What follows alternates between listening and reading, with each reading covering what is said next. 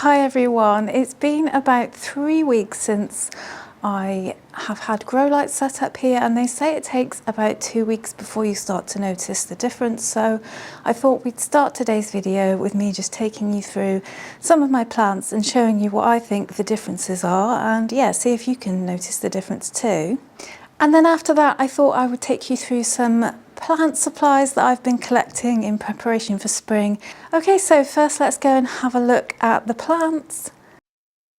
So first up we have my Dieffenbachia, and this is a plant that was actually struggling quite a bit. It had lots of yellowing leaves and it was dropping a lot of leaves and it was really suffering, but you can see now that it's looking really healthy, and I think the grow lights have made a huge difference for this one. The leaves are healthier, it's putting out new growth, it's stopped yellowing, and it's just looking generally more healthy, I would say. And yeah, this is one of those plants that seems to have responded really well to the grow lights, and I'm pretty happy about that because this is definitely one of my favorite plants. I really do love this one.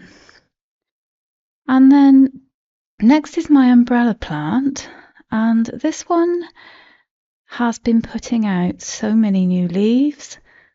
It seems to be really thriving, and this generally isn't one that tends to grow a huge amount in winter, but you can see in there it's even got loads more little babies coming out, and it just seems to be going nuts. I think it might be branching out a bit too, but it just seems to be putting out so many new leaves, which is really exciting, and I think maybe the grow light has something to do with that. It must do. It seems to be really happy. And then also my Monstera adansonii is doing really well. Not only are the existing leaves kind of looking very luscious and large, but I've also got quite a bit of growth at the top here. It had definitely slowed down a bit, but it started to kind of grow again, and it's putting out lots of new little growth points here and there, and yeah, just looking a lot more luscious and healthy, I would say. I'm really pleased with this one. I'm definitely going to be adding some slow release fertilizer to this one next time I water, because I cannot keep up with the fertilizing. It just grows so much, and yeah, it needs feeding fairly often. Even my Thamatophyllum is doing better. This one was suffering from a bit of root rot, and I don't actually have this one too close to the grow light. It's kind of set back a bit, but it does seem to be looking more vibrant, more healthy, and I do wonder if the grow lights have possibly aided its recovery. I've been very careful with how often I water this one. I'm waiting for it to dry out completely before I water, and then I'm basically bottom watering it so it doesn't get too saturated, and so far it seems to be recovering. So I'm really hoping that this one will make it through. It's a really beautiful plant and definitely one that I would like to survive the winter for sure. And then this is my Syngonium mojito, and this is another one that was suffering before I got my grow light, and this one is just doing so much better. You can see it's looking much more vibrant. The leaves have stopped yellowing. It's basically just looking so much more healthy, and I do have this one fairly close to my big grow light at the moment, just because it is a variegated plant, and yeah, it does need quite a bit of light. It hasn't really started putting out new growth yet, but the fact that it's stopped yellowing and the fact that it's just looking a lot healthier, that is enough for me to tell me that it's doing much better, and I'm really glad because this one definitely goes in the category of all-time favourite plants, so I really would love this one to survive the winter, please.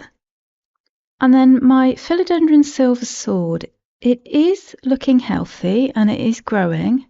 However, it is still putting out smaller leaves, so even though it's not seemingly sizing up, I don't know why that is, but maybe it needs a few more nutrients. I'm going to put some slow release fertilizer in there next time I water, but maybe it just needs a little bit more time before it kind of starts putting out those bigger leaves. So it's okay, but the main thing is that it's healthy, and really I want more of these kind of leaves.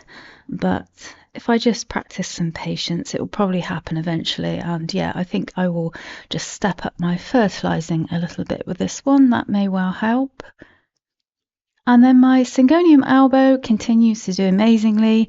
I did actually move this a little further away from one of my grow lights because I was worried it might scorch.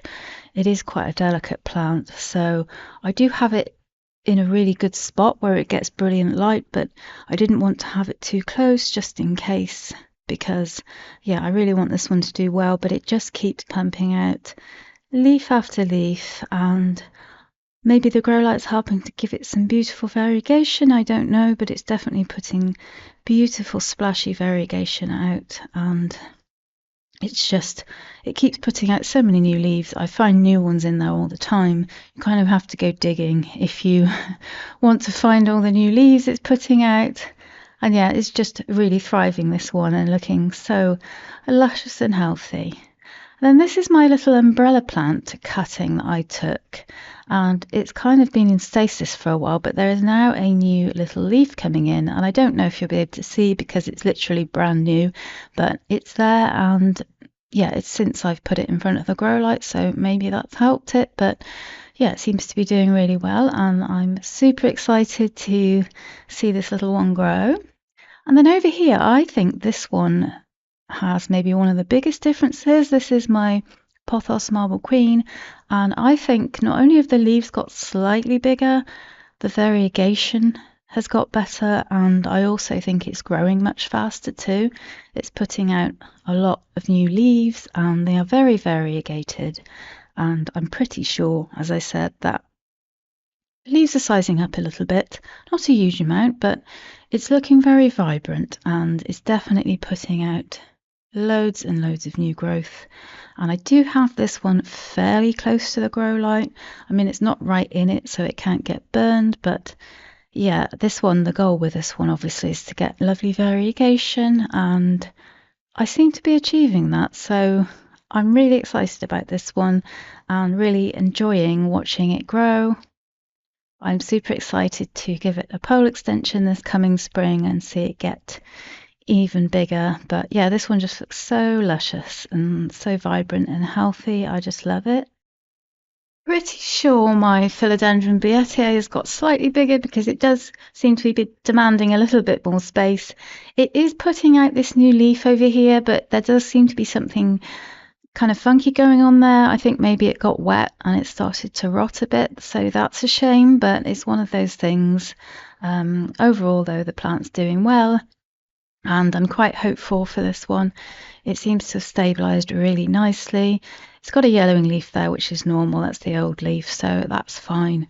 But this one is generally doing absolutely brilliantly, and I'm very excited to see it continue to grow. And then here is my Aglaonema, which continues to grow. I have this one set back a little bit as I don't want to give it kind of really strong light, but it is getting plenty of light, and it just continues to put out leaf after leaf, really. This one didn't really stop before the grow light, if I'm honest. And then my peace lily, my variegated peace lily, this one was also suffering a little bit. It was getting some yellow leaves, but that has now stopped, and it is putting out lots of new leaves, which is really nice to see. They aren't the hugest leaves you've ever seen, but the fact that it's putting out new leaves and it's looking healthier, that's enough for me. That tells me that it's doing much better. It's getting fewer yellow leaves and just looking generally more vibrant, really.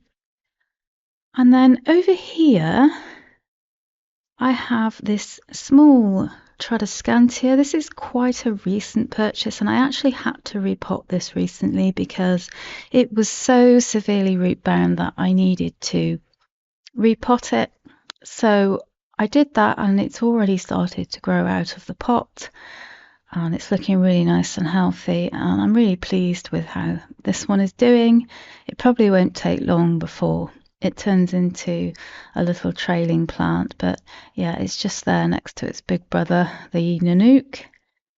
And then my Syngonium white butterfly is really pumping out leaf after leaf. I do have this one set back a little bit from the grow light because this is not a plant that likes to be in direct light because it is prone to scorching, but you can see it's putting out lots of new leaves.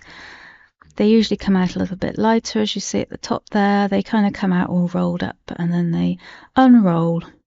But there's just so many of these all over. I can't even show you them all. It's just putting out so many new ones. It really is a prolific grower, this one. And yeah, I think it is enjoying the extra light because it seems to be really flourishing. And yeah, this is one of those plants that basically just never gives me any trouble. So yeah, this one can definitely stay, and hopefully it will continue to grow like crazy as we go into spring. But you can see here it's just a really full plant. It has lots of new little babies sprouting out the base as well. And then this is my Scindapsus exotica, and this one was growing so slowly. I had this one in my bathroom and I moved under this grow light, and I think it is actually perking up because it does seem to be kind of vining now.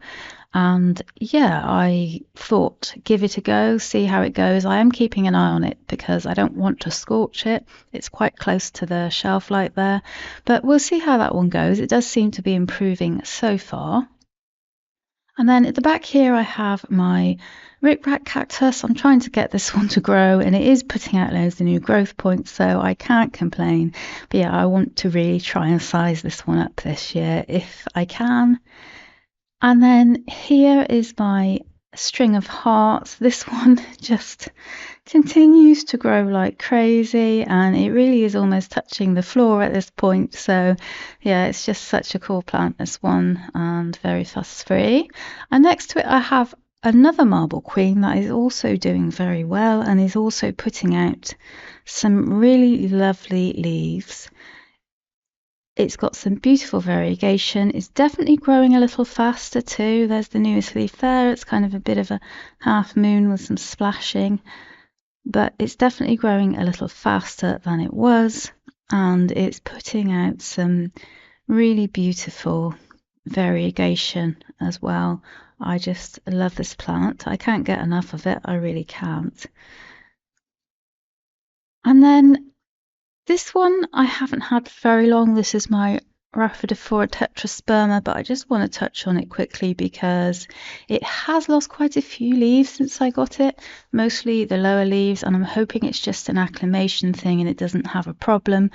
I'm really praying it will be okay, but I do have it near the grow lights but set back from them so it doesn't get too much direct light, and it does seem to be stabilizing a bit, so maybe it just lost a few of those leaves because it was acclimating to my home after going on its journey, and I'm really hoping it will be okay. But either way, if it does go downhill, I can always propagate it, but I don't have any reason to believe it will. I haven't actually watered this one since I bought it because the soil is quite damp, which is slightly worrying, but I don't really want to be taking it out of its pot right now whilst it's kind of acclimating and getting over the trauma of coming here. And then this is another new plant that is also doing really well. This is my Tradescantia. This one's currently looking nice and full and luscious. Tradescantia tend to look really nice for maybe a season, and then at some point you will have to propagate them to make them look a little bit nicer, but this one is currently flourishing. It's got some beautiful pink colours there, as you can see, and I'm just really enjoying having this one in my plant room. And then here this is my Syngonium tricolour that I saved from root rot last year. It has been in here for months and months and months, and it's just doing nothing. So I've tried all different kind of things. I've had it in my heated propagator. It didn't like that, so I've put it under my grow light. It's doing nothing, but I shall persevere anyway and see what happens with this one. And then this is another new plant that is kind of still settling in as well, but it's just looking absolutely stunning. This is my Ripsalis, and I absolutely love this one. It really is so cool. I love having it hanging off my shelf there. I don't know how fast it will grow, but time will tell, and we will see how it goes as it settles in a little bit more. And then next to it, I have my ZZ plant, and believe it or not, I haven't actually watered this since I bought it, and the soil just seems to be staying so wet, which worries me slightly. I'd really like to repot it, but I'm trying to wait until we get a little bit more into spring, so I'm hoping it will be okay. But so far it does look healthy, so I don't really have a reason to worry, but it just makes me a bit nervous when they take so long to dry out. I don't like it. And then over here is my moonshine snake plant, just looking really gorgeous and beautiful. I recently put it in a new pot just to change things up a bit, and I think it looks really nice in there. And then underneath you can see I've got my pink syngonium. This one again is really flourishing and seems to be starting to trail now, so I've popped it on this shelf. I have it within reach of the grow light, but not too close that it would get scorched, and it seems to be doing really well. I'm really pleased with the leaves I'm getting. They're nice and pink, and yeah, really enjoy this one. And then next to it over here is one of my philodendron Brazils. This is another one that is still in its substrate that it came in, and it stays wet for quite a while, and that makes me nervous, but I'm waiting it out a little bit, but it does seem to be healthy, so I think it's okay. I am going to repot it come spring, but so far it seems okay, and it seems to be enjoying the grow light because the leaves are looking very luscious. And then next to it here is my neon pothos, another one that's doing very well. I think it's definitely appreciating the extra light because it was starting to darken slightly, and it did actually get a little too close to one of the grow lights, and I have a tiny little bit there that got burned, so that taught me a lesson, and I just moved the grow light away, and I'm just going to be a little bit more careful in future, but it's only a little bit, so it's doing fine though, and yeah, looking very healthy. And then over here is my Epipremnum planatum Cebu Blue, and this one's doing really well. I've been very careful this time not to overwater this one because I accidentally overwatered my previous one, so I'm being very, very careful with this one. So far it's settling in just fine. I've basically just been leaving it alone, and I haven't been helicoptering around it. I've just been letting it do its thing and settle in, and it's looking absolutely beautiful. And then next door to that one is my Ficus alii, and I absolutely love this one.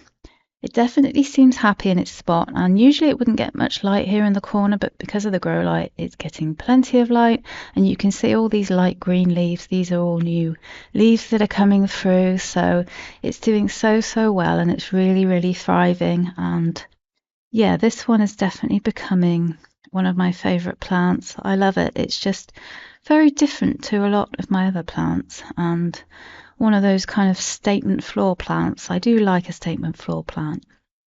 And this is my Black Pagoda lipstick plant, and I moved this recently off a shelf because I need to monitor it more. It was drying out so fast, and I think I was missing waterings because it was getting kind of a few shriveled leaves, so I've put it here where I can monitor the soil more easily and make sure it doesn't go so long without water. So hopefully that will improve things. It is still growing though, it's putting out new growth, so I did sprinkle a little bit of slow release fertilizer in there for it because I figure it might need that if it's still growing. And yeah, I'm just keeping an eye on it. It's not unhealthy, but it's just maybe a little bit root bound and needs watering a little often, so I shall try and stay on top of that a bit more so it doesn't stay dry for too long. And then a little update on my philodendron painted lady baby. That was a bit of a weird phrase to say, but yeah, this is a baby painted lady, and it didn't like it under the grow light. It got a little bit scorched. It has a few brown edges as a result, so I took it out of there. Oops, that was my fault. I thought it would like it being a variegated plant, but so yeah, I've just moved it a little far away, and it hasn't done anything yet, but I didn't really expect it to. But yeah, it definitely doesn't like being too close to the grow lights. And then this is my other umbrella plant, and even though this one is a fair distance from the grow light, it has actually started putting out new growth, and I haven't seen any new growth from this one for a while, so that's pretty exciting because I do love my umbrella plants, and yeah, I'm looking forward to seeing this one kind of take off and get a bit bigger because it's still a fairly small plant. I'd like to see kind of where it goes as it grows. And then over here is my Philodendron Imperial Green. I recently took this one down and I cleaned all the leaves with a pest treatment. I watered it. I chopped off not all the damaged bits, but as many bits as I could just to make it look a little nicer. And I think it looks a little better after its makeover. There are a few kind of chunks missing here and there in some of the leaves where I've kind of cut out the brown yellow bits, but I thought it was better to do that than leave them on. At least then the plant looks a little healthier from a distance, and it's a pretty hardy plant, so I think it will get through its troubles. So yeah, I really feel that the grow lights are having a huge difference. As I said in the walkthrough, a lot of my plants that were suffering are now doing much better, and I'm really noticing a huge difference with fewer yellow leaves and just generally the plants looking more vibrant, more healthy. Some of them have started growing, and yeah, it's just really made a huge difference for me, and it's made me kind of feel excited about my plants. I'm a little bit less worried that they're going to turn into more casualties, because I did have quite a few kind of winter casualties before I got my grow lights. And so yeah, it's just really nice not to have to worry about that. And as I said at the beginning of the video, would you believe it, it is nearly 2 months here in the UK until spring starts, and I'm so excited. So I've been stocking up on plant supplies, so I'm just going to share with you kind of what I'm stocking up and what my plans are. So I have been waiting for the pound store here to start stocking cocoa coir again. They do these bricks every year and they do them really cheap, and this brick here expands to make up to 10 litres. You just add water, so they sell these really cheap, and whenever they come out I always buy loads. I've bought 5 so far, and so that's about 50 litres, and yeah, they're just really good value for money and really easy to store, because one of these bricks, as I say, makes a good 10 litres, so it's much easier to store like this. And yeah, so I've kind of been popping in there every now and again, knowing that their garden stuff comes out around this time of year, and I've been kind of stalking my prey. As soon as I saw these come out on the shelves, I put 5 of them in my basket, and they work out way cheaper than if you buy them in the garden centre, so I'm glad I waited. And then the other thing that I've decided to do a little differently this year is I'm going to be using slow release fertilizer, and this one is an all-purpose one. This is just what I could get locally, and I did do some research to check if it was okay for house plants, and all the research I did said it was.